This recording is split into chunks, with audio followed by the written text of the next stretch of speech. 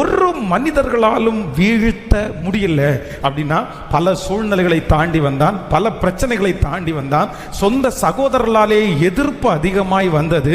எகிப்து தேசத்திலே செய்யாத ஒரு காரியத்திற்காக அவன் மேல் பழி போட்டு அவனை சிறைச்சாலையிலே போட்டார்கள். இப்படியே தன்னுடைய வயதிலே 17 வயதிற்கு மேல் பலவிதமான பாடுகளை, துன்பங்களை அவன் சகித்தான். ஆனாலும் எகிப்து என்கிறது ஒரு மிகப்பெரிய கோட்டை, அது இரும்பு ஆயுதம் இருக்கிற இடம். அந்த இடத்திலே அந்நியர்கள் ஒருவரும் நுழைய முடியாது. அந்த ஊர்க்காரங்களை தவிர வேறு ஊர்க்காரங்க அந்த ஊர்ல பிழைக்கவே முடியாது. மற்ற ஊர்காரர்கள் அந்த ஊர்ல அடிமையா தான் இருக்கணும். ஆனா வேதம் சொல்லுகிறது, அப்படிப்பட்ட ஒரு நாட்டிற்கு ஆண்டவர் யோசேப்பு என்கிற ஒரு மனிதனை கொண்டு போய் அடிமையாய் அல்ல, சகல எகிப்தியர்களுக்கும் தலைவனாய் ஆண்டவர் அபிஷேகம் பண்ணினார். அந்நிய தேசத்திலே ஆண்டவர் ஒரு பிள்ளையை அதிகாரியாய் கர்த்தர் மாற்றினார்.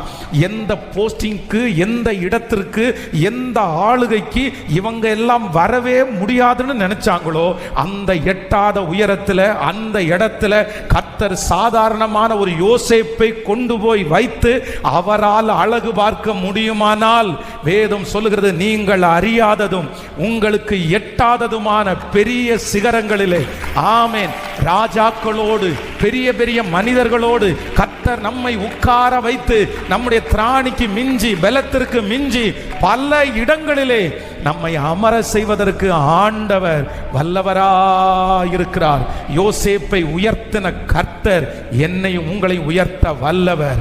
யோசேப்பை மகிமைப்படுத்தின தெய்வம் உங்களையும் என்னையும் மகிமைப்படுத்த வல்லவராயிருக்கிறார். யோசேப்பு போன இடத்திலெல்லாம் அவனுக்கு விரோதமாய் வைக்கப்பட்டிருக்கிற அத்தனை கண்ணிகளையும் கர்த்தர் முறித்து போட்டு அவனுடைய ஜீவனை காப்பாற்றின தெய்வம் நீங்களும் நானும் போகிற அத்தனை இடத்திலையும் நம்மை காப்பாற்றி நம்முடைய ஜீவனை பாதுகாப்பது மட்டுமல்லாமல் அநேகருக்கு முன்பாய் சாட்சியாய் நம்புறவங்க கரங்களை தட்டி, ஓ, தள்ளப்பட்ட சகோதரர்களுக்கு முன்பாக யோசேப்பை சாட்சியாய் நிறுத்தின கர்த்தர் நம்மையும் நிறுத்த வல்லவர்.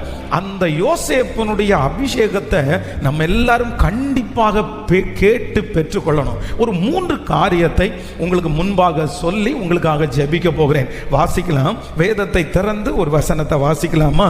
ஆமென். முதலாவதாக ஸ்தோத்திரம், 41ஆம் அதிகாரம், ஆதியாகமம் 41ஆம் அதிகாரத்திலே 12வது வசனத்தை நம்ம வாசிக்க போகிறோம்.